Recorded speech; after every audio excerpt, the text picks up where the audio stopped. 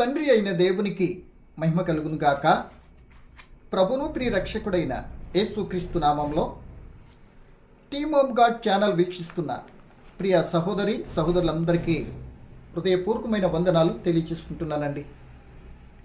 ప్రియమైన సహోదరి సహోదరులరా, ఈరోజు మన టాపిక్, ఏ లోపము దోషము లేని వ్యక్తులు కూడా ఎందుకు అంత కఠినంగా శిక్షింపబడుతూ చంపబడుతున్నారో తెలుసా అనే అంశాన్ని బట్టి కొద్ది నిమిషాలు మనం లేఖనానుసారంగా అది ఎందుకు జరుగుతుందో అలాగూ పరిశీలన చేయడానికి మనం సిద్ధపడదామండి.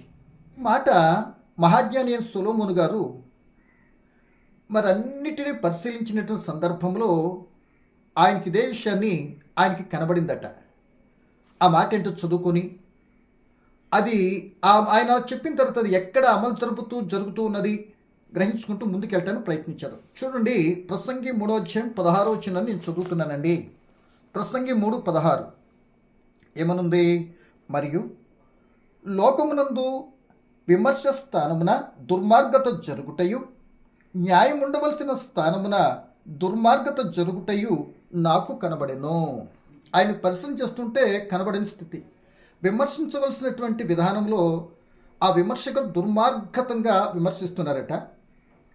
పోనీ అసలు విమర్శించేటప్పుడే దుర్మార్గత అయితే ఇక న్యాయం ఇంకేం జరుగుద్ది? కనుక న్యాయం ఉండవలసిన స్థానంలో అందును బట్టి దుర్మార్గతే నాకు కనబడింది అంటున్నాడు. సో ఆయన కనబడిన విషయాన్ని చెప్పాడు, కానీ దాని పరిష్కారం ఎలాగా అని ఆయన నేను చెప్పలే. ఈ మాటను బట్టి మనం ఆలోచన చేస్తే, ప్రియ దేవుని పిల్లలారా, లోకమంతా కూడా దుష్టుని ఎందున్నదండి. ఈ లోకాధికారి దుష్టుడు అని యేసు ప్రభువుల వారే తెలియపరిచారు. సో ఆడు పరిపాలించేదే దుష్టుడైనప్పుడు ఇక లోకములో నీతి న్యాయాలు జరిగించటానికి ఎలా జరిగనిస్తాడు అన్నది ఒక పాయింట్. చూడండి, 2వ కొరింథీ పత్రిక 4వ అధ్యాయం 4వ వచనం అండి. దేవుని స్వరూపి అయి ఉన్న క్రీస్తు మహిమను కనుపర్చు సువార్త ప్రకాశము వారికి ప్రకాశింపకుండు నిమిత్తము ఈ యుగ సంబంధమైన దేవత అవిశ్వాసులైన వారి మనోనేత్రములకు గుడ్డితనమును చేసేసింది మైక్. ఇక దానిలో ఉన్నప్పుడు ఇక వాళ్ళ దృష్టితోనే ఆలోచిస్తారు. వాళ్ళ అధికారాన్ని బట్టి, వాళ్ళ ఖండబలాన్ని బట్టి, వారి ఆస్తి అంతస్తు హంగు బలాన్ని బట్టి ఏమంటే ఆ విధానంగానే చూస్తారే తప్ప అక్కడ న్యాయమా అన్యాయమా, ఇదేం ఇలా జరిగితే పొద్దుట నా పరిస్థితి ఏమవుతుంది, ఇది ఎంతవరకు కరెక్ట్ అనే ఆలోచన కూడా రానీయుడు. ఎందుకు అంటే ఏ రూపన్నింటిని తీర్చిన తీర్పు నా వాళ్ళ తరపున మంచిగా ఉందా లేదా, అవతలోడు ఎలా పోతే నాకెందుకు, అవతల వ్యక్తి ఏదైతే నాకెందుకు. సో నేను అనుకున్నట్టు నన్ను ప్రోత్సాహపరుస్తూ మరి నేను చేయలేని న్యాయం చేస్తేనే లేదా అన్నట్టుగా వాళ్ళు జరిగించేస్తారు. కారణం వారు గుడ్డోళ్ళు. అంటే దాని అర్థము మనం న్యాయం చేయమని ఎక్కడికి వెళ్తున్నామని, గుడ్డి వాళ్ళ దగ్గరికి వెళ్తున్నామని అర్థం. కనుక ప్రియ దేవుని పిల్లలారా, ఈ మాటను బట్టి ఆ యేసు ప్రభువుల వారు ఆయన జీవించిన కాలంలో కూడా కొన్ని మాటలు మనకు చెప్పారండి. ఏమని ఆ మాటలు కొంచెం చూడండి. మనుషుడు ఏ కొలత కొలుస్తాడో ఆ కొలతే ఆయనకి నొక్కి కుదించి కొలవబడుతుంది. మత్తయి సువార్త 7వ అధ్యాయం చూసుకుంటే చాలా పనులు మనిషి తన కంటిలో దూలాన్ని పెట్టుకుంటాడు, ఎదటి వ్యక్తి కంటిలో నలుసును తీయటానికి ప్రయత్నిస్తాడు. ఇదే నేను లోకపు యొక్క పోకడ. ఎందుకంటే దుష్టుని యందు ఉన్నట్టు పరిస్థితి అదే. సో మరొక మాటగా చూస్తే మరి పౌలు గారు ఏమంటున్నాడు గలతీ పత్రికలో చూసినట్టు, ప్రియ దేవుని పిల్లలారా, మనుషుడు ఏ పంట విత్తుతాడో ఆ పంటనే కోస్తాడు అంటాడు 6వ అధ్యాయం 7వ వచనంలో. సో ఇంకా ఇశ్రాయేలీయుల గురించి ఓబద్యా ప్రవచించిన ప్రవచనంలో మాట ఏంటంటే, నువ్వు చేసుకున్నది ఏదో ఒక రోజు నీ నెత్తి మీదకి వస్తున్న సంగతిని తెలుసుకునేటట్టు మాటలో వాళ్ళకి ఏది కూడా రుచించుతండి. ఆ మాటలు కూడా ఏది కూడా పట్టించుకోనండి. ఎందుకని అంటే వాళ్ళ దుష్ట సంబంధులు, వారు మనోనేతలు మోయబడ్డాయి. వారు ఎంతవరకు మేము గెలిచామా లేదా, మేము సాధించామా లేదా, ఎవరు ఎలా పోతే మాకెందుకు, మేము మంచిగా ఉన్నామా లేదా అని చూస్తానికే చేయటానికే ప్రయత్నాలు చేస్తారు. అదే నీతి న్యాయాలు జరిగించే దుర్మార్గత అన్యాయం జరుగుతాం మనం చూస్తూ ఉంటాం. సో ఇలా ఎవరికైనా భక్తులకి ఏమైనా జరిగినాయా అనేది మనం చూస్తే ఆశ్చర్యంగా ఉంటుందండి. నిజమే, నీతితో నడిచిన, ఏ లోపం లేకుండా మనం ముందుకు వెళ్తున్నా కొందరు భక్తుల జీవితాల్లో నుండి ఇట్లా భయంకరంగా వాళ్ళని హింసించినట్లుగా చంపునట్లుగా మనకి లేఖనాల్లో చక్కటి ఆధారాలు మనకు కనబడతాయండి. అందుకే ఈ మాట నేను జ్ఞాపకం చేయడానికి ఇష్టపడుతున్నాను. మీరు చూడండి, దైవ గ్రంథంలో బబులోను దేశంలో ఒక వ్యక్తి మనకు కనబడతాడు. ఎవరా వ్యక్తి అని అంటే దానియేలు గారు. ప్రియమైన దేవుని పిల్లలారా, ఈ దానియేలు గారు శ్రేష్టమైన బుద్ధి కలిగినటువంటి వాడు. మరి ఈ యొక్క బబులోను దేశంలో ఆయన ప్రవర్తన బట్టి ఆనాటి మరి పరిపాలకులు ఆయన ఉన్నత దశలో నిలబెట్టారు. సో అది పక్కన ఉన్నటువంటి వారికి, స్థానికులైనటువంటి వాళ్ళకి రుచించలేదు. వాళ్ళకి అది ఇష్టం లేదు. పొరుగురు వాడు ఈయనేంటి రాజు ఇంతగా హెచ్చిస్తానంటే దౌండ ఊరు మనకలేదు ఇక్కడ అన్నట్టుగా వాళ్ళు అసూయపడ్డారు. ఇక్కడ ఒక విషయం గమనించాలి. ఒకవేళ నేను కూడా ఇలాంటి వ్యక్తిగా ఉన్నత దశలోకి వెళ్ళాలంటే దానియేలు గారు, మిమ్మల్ని ఏంటంటే రాజుగారు ఇంత ఉన్నత దశలో పెడతానికి ఇష్టపడుతున్నాడు, అసలు ఏంటి మీలో ఉన్న శ్రేష్టత ఏంటి, మీలో ఉన్నటువంటి యోగ్యత ఏంటి అని అడిగి తెలుసుకొని అలా ఉండటానికి ప్రయత్నం చేస్తే చక్కగా ఉండేది. కానీ మనకు దక్కింది మరొకరికి దక్కిందంటే ఊరుకు పడేసేయలేండి. సో అలా చేయటం కారణంగా మనకు దక్కాల్సింది మనకు దక్కకుండా పోద్దన్న సంగతి కూడా గ్రహింపు లేకుండా పోతుంది ఈరోజు. కనుక ఈ మాటను బట్టి 1-2 మాటలు మనం చెప్పుకొని ముందుకెళ్ళటం ప్రయత్నించారు. చూడండి, దానియేలు పుస్తకం 6వ అధ్యాయము 2వ వచనం. వారిపైన 3 ప్రధానులుగా నియమించను, ఆ 3లో దానియేలు ముఖ్యుడు. 3వ వచనం చదువుతున్నానండి. 3వ వచనం. ఈ దానియేలు అతి శ్రేష్టమైన బుద్ధి గలవాడై ప్రధానులలోనూ అధిపతులలోనూ ఖ్యాతి నొంది ఉండెను కనుక రాజ్యమంతటి మీద అతను నియమింపవలని రాజు ఉద్దేశించెను. అంటే అందరికీ ఆయన ఒక నాయకుడిగా పెట్టాలనుకున్నాడట. ఇది అలా రుచించలేదు. సో మొత్తం మీద ఈ దానియేలుని ఏదో ఒక రూపంలో ఆయన ఏ లోపం లేని, ఆయన ఎలాంటి వాడు అన్నట్లయితే ప్రియ దేవుని పిల్లలారా, చూడండి 4వ వచనం. అందుకు ఆ ప్రధానులను అధిపతులను రాజ్యపాలన విషయంలో దానియేలు మీద ఏదైనా ఒక నిందమోపవలనని ఉండి తగిన హేతు కనిపెట్టుచుండిరి. కానీ దానియేలు నమ్మకస్తుడై ఏ నేరమైనను తప్పైన చేయువాడు కాడు గనుక దానియేలులో తప్పైన లోపమని కనుగొనలేకపోయిరి. అందుక మనుషులు అతని దేవుని పద్ధతి విషయమందే కానీ మరి ఏ విషయమందును అతని లోపం కనుగొనకపోయిరి. నిజమేనండి, అతనిలో లోపం కనుగొనలేకపోయారు. మరి లోపం లేనివాడు కనుక దేవుడు ఆయన్ని హెచ్చించడానికి ఇష్టపడ్డాడు. మరి మీరు కూడా లోపం లేకుండా ఉండొచ్చు కదా, అక్కడే వెళ్ళవుతుంది. లోపం లేకపోయినా ఆయన మీద ఏదో ఒక నింద మోపాలట. ఏమి దరిద్ర బుద్ధిది. లోపం లేనప్పుడు అది అతను మోపటం వల్ల నీకేమొచ్చింది అంటే దాని అర్థము నీ కంటిలోనేమో దూలం ఉంది. ఏమండి, ఎతటువంటి కంటిలో నర్సును తీయటానికో ఎదటోనికి ఉండేటువంటి విషయంలో తప్పు ఎదగటానికో చేసే తత్వంలా కనబడట్లేదా? కనుక ఏం జరిగింది అంటే వాళ్ళొక లోపం ఎలాగో కనుగొనలేకపోయారు. దైవంగా కానీ శారీరకంగా కానీ కనుగొనలేకపోయారు. శిక్షించడానికి లేకపోతే మనకంటే ఉన్నత దశలో ఉండే దాన్ని దించడానికి వీళ్ళు వాళ్ళ కాలేకపోయింది. అప్పుడు ఏం చేశారంటే ఒక నిర్ణయం తీసుకుని ఏదో ఒక రూపాన్ని మనం ఏదైతే చేస్తున్నామో దానిలోనే తప్పును అది చేస్తుంటేనే తప్పును మోపి శిక్షించడానికి సిద్ధపడిపోతాడు. అప్పుడు మనం ఏదైతే చేస్తున్నామో ముందు మనం అన్నీ చేసినప్పుడు వాళ్ళందరికీ బాగానే ఉంది, ఏం ఇది కాల. ఇప్పుడు మనం చేస్తున్నదే వాళ్ళ దృష్టిలో తప్పుగా నిర్ణయించుకోవటానికి వాళ్ళకి ఆలోచన పన్నారు. ఈ మాట అర్థమైందండి. మనం చేస్తున్నది వాళ్ళ దృష్టిలో తప్పుగా ఉంది. ఎప్పుడు చేసే పని నేను కొత్తదేం చేయట్లే, కానీ అదే దోషంగా చెయ్యాలే తప్ప ఈయన ఏ తప్పు చేయడానికి విషయం వాళ్ళకి అర్థమైపోయింది. ఎంత శ్రేష్టమైనటువంటి జీవితం అండి, ఎంత చక్కటి బుద్ధి అండి. దానిలో శ్రేష్టమైనటువంటి బుద్ధి అట. కనుక బుద్ధిహీనంతో ఉండే స్థితి కదా అయింది. బుద్ధి కలిగినటువంటి వాడు శ్రేష్టమైన బుద్ధి, దేవునికి ప్రియుడు, దేవుని చేత ప్రేమించబడినటువంటి వాడు, మనుషుల చేత ఘనపరచబడినటువంటి వాడు అండి దానియేలు గారు.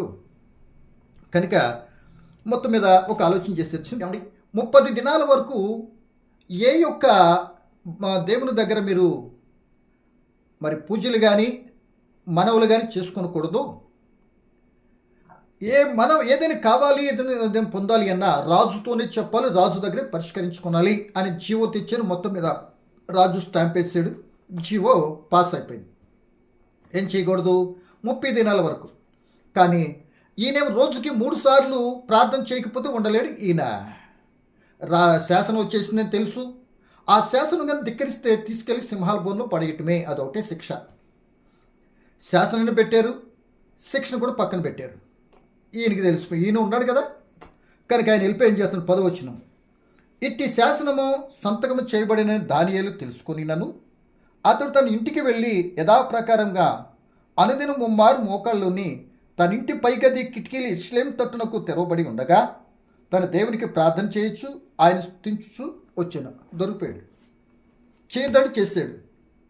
నేను ప్రార్థన చేద్దంటే రాజా మీరు చెప్పిన ఆజ్ఞను తిరస్కరించాడు కనుక అనుకుని వెంటనే తీసుకుని వచ్చి రాజుతో చెప్పించి మొత్తం మీద దానియేలు గారిని తీసుకెళ్లి సింహాల బోన్లో వేసారు. కానీ విడిపించడానికి రాజు చాలా ప్రయత్నం చేసినా మరి ముందే ఆయన ఆలోచన లేకుండా చక్కగా సంతకం చేశాడు కదా, విడిపించడం రాజు వల్ల కూడా కాలేదు.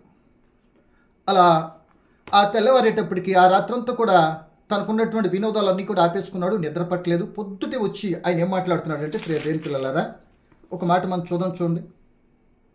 20వ వచనం, అతడు గుహ దగ్గరికి రాగానే దుఃఖస్వరంతో దానియేలును పిలిచి, అంటే అసలు ఈయన ఎలా ఎందుకు పిలుస్తున్నాడని దుఃఖస్వరం, ఈ స్వరాలు పక్కన పెట్టండి. ఇప్పుడు సింహాలు మనిషిని చంపేస్తాయి కదా, చంపవు అనేటాడు ఈ మనసులో ఈయనకు ఉండిపోయిందేమో ఒకలా. ఆ రాజు కూడా వచ్చి ఏమంటే దర్వేష్ వచ్చి ఏమంటాడంటే, మరలా చెప్తాను చూడండి 20వ వచనం, అతడు గుహ దగ్గరికి రాగానే దుఃఖస్వరంతో దానియేలును పిలిచి, జీవం గల దేవుని సేవకుడు అయిన దానియేలు, నిత్యము నువ్వు సేవించుచున్న నీ దేవుడిని రక్షింపగలిగినా అని అతన్ని అడిగాను. అంటే నువ్వు నమ్ముకున్న దేవుడు నేను రక్షించాడా అని ప్రశ్నించినట్లుగా ఇక్కడ మనకు కనబడుతుంది. మొత్తం మీద ఆయన విడిపించాడు. ఆయన చెప్పాడు, నీ దృష్టికి నేను నిర్దోషిని కదా రాజా అని అన్నాడు. ఓకే అన్నాడు. మొత్తం మీద ఆ దేవుడే తన దూతను పంపించి ఏం చేశాడు, సింహపు నోళ్లను మూయించాడని విషయం చెప్పేశాడు. చెప్పిన తర్వాత ఇప్పుడు ఆయన బయటికి తీయండి అన్నాడు. బయటికి తీతకెళ్ళినప్పుడు సింహాలు కూడా వెళ్ళి ఎవరిని ఏం చేయలే. మొత్తం మీద దానియేలు బయటికి తీశారు. ఇప్పుడు ఏం జరిగింది, ఎవరైతే నింద మోపాలనుకున్నారో ఏ లోపము లేకపోయినా, ఏ దోషము అతను చేయకపోయినా ఇప్పుడు ఏం చేశారు, ఈయన్ని కఠినంగా శిక్షించడానికి, చంపటానికి ప్లాన్ వేసి సింహాల బోన్లు వేసారు. ఆయనే సరే దేవుడు నీతిని జరిగే చోటున అన్యాయం జరుగుతున్నప్పుడు మనుషులు జరిగించవచ్చు, మనుషులు ఎవరు పట్టించుకోకపోవచ్చు, మనుషులు ఎవరు చూడకపోవచ్చు, నీకు అలాగే జరగాలని హోమ్యంగా మాట్లాడవచ్చు. కానీ దేవుడు తన పిల్లలకి ఏదైనా జరిగిందంటే ఆయన ఒప్పుకోడండి. వెంటనే ఆయన రక్షించాడు. ఇప్పుడే రివర్స్ అయింది. ఏ శాసనం లేదు, ఏమండి, ఏ యొక్క జీవో లేదు.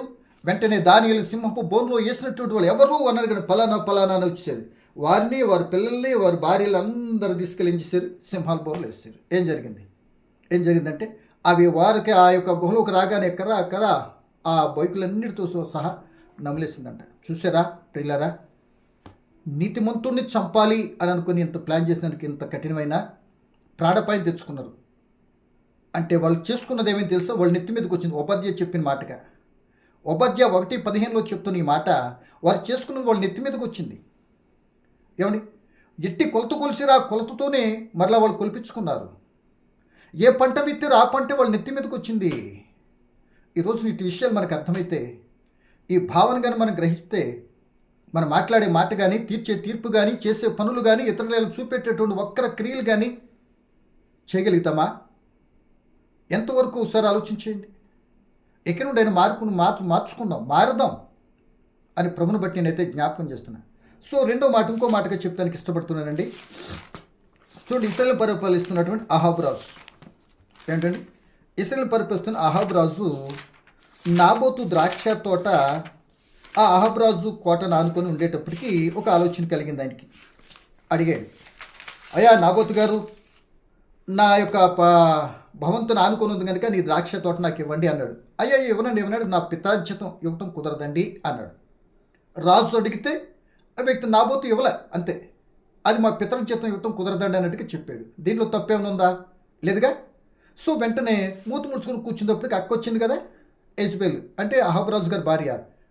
పనికిమాలిన వాళ్ళు ఇద్దరు ముగ్గురు లేపి ఒక తాకిది రాయించి దేవుని ఏమిటండి రాజును దూషించాడు కనుక అనని ఏం చేస్తే తెలుసా, రాళ్ళతో కొట్టి చంపండి అని ఒక తాకీదు రాసి ఆ నాబోతున్నటువంటి ఆ పెద్దలకి, ఆ ఊరు పెద్దలకు పంపించింది. ఆ పెద్దలు పంపించినప్పుడు అక్కడ ఏం చేయాలట, ఉపవాస దినాన్ని దేవుడు అడ్డు పెట్టుకుంటున్నారండి. ఉపవాస దినం ప్రకటించు అన్నట్లుగా ఉపవాస దినాన్ని ప్రకటించి, ఇదిగో రాజుని దేవుని దూషించాడు, ఎవరు సాక్ష్యం? ఎవరు చెప్పారు? ఎలా ఏది ఉంది ఇక పనికి మాలంటే అంతేనండి. అంటే న్యాయం జరగాల్సిన చోటన ఇది అన్యాయమని కనబడుతూ ఉన్నా, ఏ తప్పు అని చేయకపోయినా విమర్శ లేదు, ఇక విచారణ లేదు. రాజు తలుచుకుంటే దెబ్బలకు కుదువా అంటారు లోకంలో. అదే జరిగింది నాబోతుకి. వెంటనే ప్రియదేని పిల్లలరా పిలిచారు. ఏమని 9వ చదువుతున్న చూడండి. ఆ తాకీదు వ్రాయించినది ఏమనగా, ఉపవాస దినం జరగవలనని మీరు చాటించి నాబోతును జనులెదుట నిలువబెట్టి నీవు దేవునినే రాజును దూషించుతవని అతని మీద సాక్ష్యం పలుకుటకు పనికిమాలిన 2 మనుషులను సిద్ధపరిచి తీర్పు అయిన మీదట అతన్ని బయటికి తీసుకుని వచ్చి రాళ్లతో కొట్టి చంపేశారు. ఇంకా ఆపోజిట్ లేదు, ఇక లేదు. పోనీ తప్పేం చేశాడా? లేదు. అంటే ఏ దోషము లేకపోయినా, ఏ లోపపు పని చేయకపోయినా వాళ్ళకి ఇష్టమైంది అంతే. మేము అనుకున్నది ఇవ్వకపోతే అంతే, మేము చెప్పింది చేయకపోతే అలాగే ఉంటుంది పని.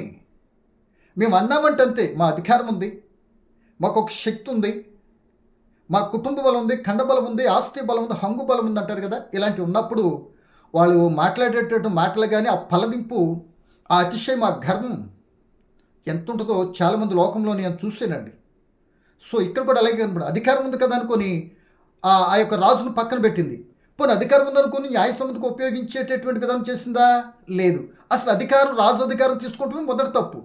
రెండవది, రాజు కూడా చనిపోయేటటువంటి కార్యక్రమం జరిగించి తను చేసి రాజు చేసినట్టు చేసింది కనుక ఈ పనికిమాలినటువంటి రాజుకుంటాడు కనుక ఇద్దరిని తీసుకెళ్ళి ఏసైతే చంపటానికే ప్లాన్ చేసినట్టుగా, అంటే చంపేటటువంటి విధానంలోనికి నడిపించింది యెజబెలు.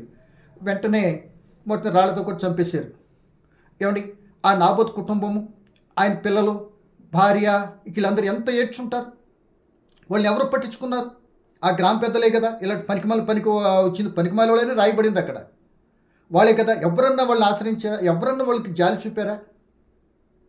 సో అలా చేతి చంపేయటమేనా? అంతే, మేము చంపేస్తాం అంతే. పోనీ ఎందుకు చంపారని అడిగిన వాళ్ళు ఉండారా? లేరండి. ఇది ఒక సద్దాం హుస్సేన్ ప్రభుత్వంలాగా ఉంది. 30 సంవత్సరాలు ఏక చక్రవర్తికి వెళ్ళాడండి. ఆయన చెప్పిందే యాదవకు ఎదురికెళ్తుంది వేసేయటమే. ఏమండి అన్నట్టుగా ఇక్కడ ఏమి కనబడతలే. కానీ సద్దాం హుస్సేన్ని అమెరికా వాళ్ళు తీసినప్పుడు మరి ఇక్కడ తాడు తగిలించినప్పుడు మెడ పైకి ఉంది, కింద బాడీ కట్ అయిపోయింది. అంత భయంకరంగా ఆయన పరిస్థితి వచ్చింది. ఇప్పుడు నేను ఈ మాట ఎందుకు చెప్తున్నానంటే దానికి దీనికి పోల్చట్లే. అంత క్రూరత్వం చేసినటువంటి వ్యక్తిని అంతగా ఇదిగా చేసిన ఈ విధంగా చేశారు కనుక 21వ అధ్యాయం 17వ వచనం. అప్పుడు యెహోవాకు తిష్బీయుడైన ఏలియాకు ప్రత్యక్షం ఇలా సెలవిచ్చింది, నీవు లేచి షోమ్రోనులో ఉన్న ఇశ్రాయేలు రాజున అహాబును ఎదుర్కొంటకు బయలుదేరుము. అతడు నాబోతు యొక్క ద్రాక్ష తోటలో ఉన్నాడు, అతడు దాన్ని స్వాధీనపరచుకునబోయెను. ఇక చచ్చాడు, వెళ్ళి చంపేసి వెళ్ళి స్వాధీనపరచుకుని భార్య చెప్పాడు, వెళ్ళిపోయాడు. వెంటనే దేవుని యొక్క కేక వచ్చేసింది. ఇది ఎవరు పట్టించుకోలేదు. మనుషులు ఎవరైనా పక్కన మాట్లాడేవాళ్ళు లేరు. ప్రియులారా, ఒకసారి ఆలోచించండి. ఏ తప్పు చేస్తాడని. ఈ రోజున అలాగే జరుగుతున్న లోకంలో కొద్ది గొప్ప పడదాం, చూద్దాం. ఏమో దేవుని బట్టి అట్లా చేయటం కారణంగా మనకి ఏదో ఒక రోజున గంటకెక్కేటట్టుగానో, లేకపోతే చరిత్రలో ఈ విధంగా చేశారు, ఈ విధంగా బలైపోయేటువంటి ఒక పరిస్థితితో మనకు కనపడుతుంది త్వరలో. కనుక ఇక్కడ మొత్తం మీద ఏలే చెప్పాడు, నువ్వు ఎక్కడైతే ఈ నాబోతు రక్తాన్ని కార్చే రాళ్ళతో కూర్చో, అక్కడే మీ రక్తాన్ని, నీ భార్య రక్తాన్ని కూడా కుక్కలు నాగుతాయి అన్నట్లుగా చెప్పేశాడు. మనం చూడండి 19వ వచనం. నీవు అతన్ని చూసి ఎలాగో ప్రకటించుము, యెహోవా సెలవిచ్చినదేమనగా నీవు స్వాధీనపరచుకున్న నీవు నాబోతును చంపితివి కదా. యెహోవా సెలవిచ్చినదేమనగా ఏ స్థలమందు కుక్కలు నాబోతు రక్తము నాకెనో ఆ స్థలమందే కుక్కలు నీ రక్తము నిజముగా నాకునని అతనితో చెప్పేశాడు. రేపు జరగబోయే శిక్ష వచ్చేసిందండి. కనుక ప్రియదైన బిడ్డలారా, చూడండి ఇక్కడికి జరిగింది. ఇకపోతే ఈ మాట మీకు అర్థమైంది అనుకోండి. అక్కడ ఏ తప్పు లేదైంది. తన ఆస్తి ఇవ్వనంతుగా ఇంతనా? అంతేనండి. అదే ఏ తప్పు లేకపోయినా ఏం చేస్తారు? విమర్శించి దుర్మార్గంగా న్యాయం జరిగించవలసిన విధానంలో దుర్మార్గులను ఏర్పాటు చేసుకుని ఏమండి అలా చేస్తున్నారనుకోండి, వీళ్ళకి ఎందుకండి ఒకసారి కూడా జాలి దయ కలగదు? మేము చేసేది తప్పే, మేము చేసేది అన్యాయమే, అసలు అటు ఇవ్వనందుకేం వ్యక్తిని చంపేయాలా అన్నటువంటి ఆలోచన ఎందుకు రాదంటే, ఈ యుగ సంబంధమైన దేతో గుడ్డితనం వాడు మనసుకు గుడ్డితనం కలిగజేస్తుంది. ఆ గుడ్డితనం కలిగజేసింది కనుక, దుష్టుని ఎంత ఉన్నారు కనుక, దుష్ట స్వభావం ఉన్నది కనుక, ఇంకా నీతి న్యాయము అనురాగము, ప్రేమ, ఆప్యాయతలు ఏటికి తావు ఉండదండి. అలా ఉండకపోబట్టే ఈ రోజున కుబేర్లు అయిపోతున్నాడు, పేదోడు మరీ పేదోడైపోతున్నాడు. మధ్యలో తారతమ్యత పెరిగిపోతుంది. ఇంకా పేదోడికి మరీగా హింసించే స్థితిలోనికి వెళ్ళిపోతుంది లోకం. ఒక రోజు ఉంది కనుక నా ప్రియ దేని వీళ్ళకి దీన్ని బట్టి ఏమీ లేకపోయినా చంపేశారు, అడిగేవాళ్ళు లేరు. కనుక ఇంకో మాటగా చెప్తే ఇక 2 మాటలు చెప్పి ముగిస్తాను. ఇక మన రక్షకుడైన క్రీస్తు ప్రభు, ఇది కూడా సింపుల్గానే చెప్తాను. రక్షకుడు క్రీస్తు ప్రభుని మీరు ఆలోచించేస్తే ఆయన ఏ తప్పు చేయలే, మచ్చలేని గొర్రె పిల్ల. ఆయన పుట్టికే పరిశుద్ధమైన పుట్టిక. ఏమండి, ఆయన పరిశుద్ధంగానే జీవించాడు. పాపలోకంలో పాపము అంటకుండా, ఏమండి, పాపలోకంలో జీవించాడు. పాపులతోనే కలిసి ఉన్నా ఆ పాపము ఆయన్ని ప్రభావితం చేయలేకపోయింది. కానీ ఈయనలో ఉన్న మకరందము అనేక మంది పాపుల బ్రతుకులు మాత్రము మార్చబడినట్లుగా చరిత్రలో ఆయన యొక్క జీవితంలో మనకు కనబడుతుంది. సో ఆయనను కూడా ఎన్నో రకాలుగా హింసించారు. ఏంటి, దెయ్యం పట్టిన వాడు అన్నారు, మతి చెల్లించింది అన్నారు, ఈయన ఏంటంటే తిండిపోతూ త్రాగుపోతూ అన్నారు. ఎన్నో వాళ్ళకి నోటుకు వచ్చిందా అని అతన్నారు. ఎందుకంటే ఆయన చూస్తే అలా అనాలనేటి అనిపించదు, కానీ అనేస్తున్నారు. అంటే వాళ్ళ మనసులో ఒక భావం తిష్ట వేసి కూర్చుంది. ఈయన మన ధర్మశాస్త్రానికి, మన యొక్క ఆరాధన కార్యక్రమానికి అన్నిటికీ అడ్డు వస్తున్నాడు కనుక అసలు ఈయన అడ్డు తీసేసుకుంటే పోలే. ఇంకా అసలు లేకపోతే మన అరాచకాలకి ఇక హద్దు ఉండదు కదా, ఎలాగైనా చేసేసుకోవచ్చు, ఎలాగైనా పోతాం కదా. కొందరు చాలామంది ఇలాగ ఆలోచిస్తారు, ఎలాగైనా పోతాం, ఇది అది 4 5 చేసేసి పోదారా. ఆహా, వాడు చేసినప్పుడు సిద్ధపడిపోతే రెండో చేస్తావో లేదు, నువ్వు వెళ్ళిపోతావు చూడు, ఏదో చేసేస్తాను అనుకో, తెల్లవారితే మరో క్షణం మన బ్రతికేమవుద్దో తెలియదు కదా. అదే అనాలోచితమైన ఆలోచన అంటారు. కనుక నా ప్రియమైన సోదరులరా, మొత్తం మీద యేసుప్రభుని పట్టుకున్నారు. ఏమండి, ఆ యొక్క ఆ సన్నిహిత సభలో ఆ యొక్క మతాధికారులు అందరూ కూడా తీర్పులు తీర్చారు. ఏమండి, ఈయన దేవుడని చెప్పుకున్నాడండి, రాజుకు పన్ను వద్దన్నాడండి. ఏమండి, ఈయన తిరుగుబాటు చేసిన విప్లవకారుడిగా ఉన్నాడండి. ఒక్కటి కాదు కదా, ఇవన్నీ చేసాడండి ఆయన. అసలు ఎక్కడైనా కనబడుతుందా? ఎక్కడైనా ఉందా ఆయన జీవితంలో తిరుగుబాటు చేసినట్టు విధానం? బర్బాతోని చేతి కలపమంటే ఆయన కాదన్నాడే. ఏం పర్లేదు, మన ఇద్దరం కలిసేమిటి చాలు అన్నాడు. వద్దు, నిన్ను నీ కొరకు ఏదైనా నేను ఏమైనా అవుతాను కానీ నీ రాజకీయంలో పాలు పంపుకొని అన్నాడు కదా యేసుప్రభుల వారు. కనుక ప్రియమైన సోదరులరా, ఆయన తీర్చిన విధానం బట్టి ఒక్కసారి కానీ మనం గమనించినట్లయితే ప్రియమైన వాళ్ళరా, ఆయన విధానంలో పిలాతు గారు 3 పర్యాయాలు ఈయన యందు ఏ దోషము కనబడలేదు అంటాడు. ఆయన హేరోదు దగ్గర పంపిస్తాడు. ఏ రోజు కూడా ఏ దోషము కనబడలేదు. నిజమే, మతాధికారులు అందరూ కలిసి చంపండి చంపండి చంపండి, సిలివేసి చంపండి, ఈయన మంచోడు కాదు, దుర్మార్గుడు అన్నారు. ఏమని ప్రియమ దేవుని పిల్లలరా, అట్ అనేసి అసలు ఎలా వస్తుందో నోరు? అప్పటికి ఎన్నో ఆశ్చర్యకార్యాలు చూశారు, రకరకాల బోధలు విన్నారు, రకరకాలైనటువంటి ఆ యొక్క రొట్టెలు తిన్నారు, చేపలు తిన్నారు. అందరూ ఒక్కరు కూడా ఆయన పక్షాన్ని లేరండి. ఏమండి, ఆయన ఒక్కడే అన్ని చేసినా సరే అన్యాయం జరుగుతుంటే ఎవ్వరు కూడా పట్టించుకున్నటువంటి వారు లేరండి. న్యాయాధిపతికి న్యాయం జరగకుండా అన్యాయం ఆ స్థలంలో జరుగుతుంటే గుడ్లు అప్పగించి చూసారే తప్ప దాన్ని ఎవరూ పట్టించుకోలేదు. అంటే లోక పోకడ ఎలా ఉంటుందో ఒకసారి ఆలోచించండి. నానేవాళ్ళని చిదరించుకుంటారు. వాళ్ళ మాట వినినంత చెప్పు నువ్వు బెల్లానివి, వాళ్ళ మాట కానీ పెడిచేని పెట్టివా నువ్వు అల్లానివి, అంతే ఫినిష్. వాళ్ళే చంపేస్తారు, ముందు వాళ్ళే నేను తీసుకెళ్ళి బయట ఆరేసేస్తారు. కనుక ఈ సమయాన్ని బట్టి నా ప్రియమైన సోదరులరా, ఆ యేసు ప్రభుని ఆయనకి ఏ దోషం లేకపోయినా పిలాతు ఏం చేశాడు? ఆయన శిలువ మరణానికి అప్పగించేశాడు. ఎందుకని న్యాయం తీర్చవచ్చుగా. ఆ న్యాయాధిపతికి ఉన్నాడుగా, న్యాయం తీర్చలే, ఆయన వల్ల కాల. ఎందుకని ప్రజలకు జడిచాడు, అధికారం పోతుంది అనుకున్నాడు. ఈ ఎవడే లేకపోతే నాకెందుకు, నేను చెప్పాను అడిగాను అంటే తీర్పు తీర్చడానికి ప్రజలు అడుగుతున్నారు. ఇప్పుడు లోకంలో కూడా అలాగే కదా, ఏదైనా తేడా వచ్చింది ప్రజలందరికి వెళ్ళిపోయి తెలుసుకుని వస్తాం. ఏం చేస్తారు ప్రజలు? మరి ఆ ప్రజలే కదా, అందరు కలిసి కదా నీకు పట్టం కట్టారు. మరి నువ్వు చేసేదేంటి? ఇలా ఎన్నో రకాలైనటువంటి పరిస్థితులు మనకు కనబడుతున్నాయి. కనుక నాకు కావాల్సిన మాట ఏంటంటే ప్రియమైన వాళ్ళరా, అలా అన్యాయంగా తీర్పు తీర్చారు. ఏ దోషము లేదు, ఏ కపటము లేదు, ఏ లోపం లేదు ఆయనలో. అయినా సరే రకరకాలుగా మాట్లాడి సిలివేసి ఆయన చంపేశారు. ఏంచి చంపేశారు? మతాధికారులు, వారి కుటుంబీకులు. రోమాధికారి పిలాతు దానికి అంగీకరించి వారి మాటకి జై కొట్టి చేశాడు. కానీ చివరికి భయంకర కఠినమైన శిక్ష. ఆయన ఆత్మహత్య చేసుకున్నాడు ఏదో అంటుంది చరిత్రలో. అంత కఠినమైన శిక్ష పిలాతు పొందినట్లుగా మనకు కనబడుతుంది. సో ఈ మరణానికి అప్పగించినటువంటి ఈ యొక్క మతాధికారుల పరిస్థితి ఏమైందనుకుంటున్నారు? ఇప్పుడు వాళ్ళ మందిరం కూలగొట్టబడింది, ఇక్కడ పూజ చేసే అవకాశం లేదు కనుక చివరికి ఆ యొక్క యాజకత్వము, ఆ యొక్క నాయకత్వము, ఆ పూజ పునస్కారాలు చేసే తత్వం అంతా కూడా డెడ్ అయిపోయింది. ఇక లేదు, ఇక కొట్టేసాడు యేసు ప్రభువుల వారితో మందిరం కొట్టేయటం. ఇంక వీళ్ళు ఎక్కడ పూజ చేస్తారు?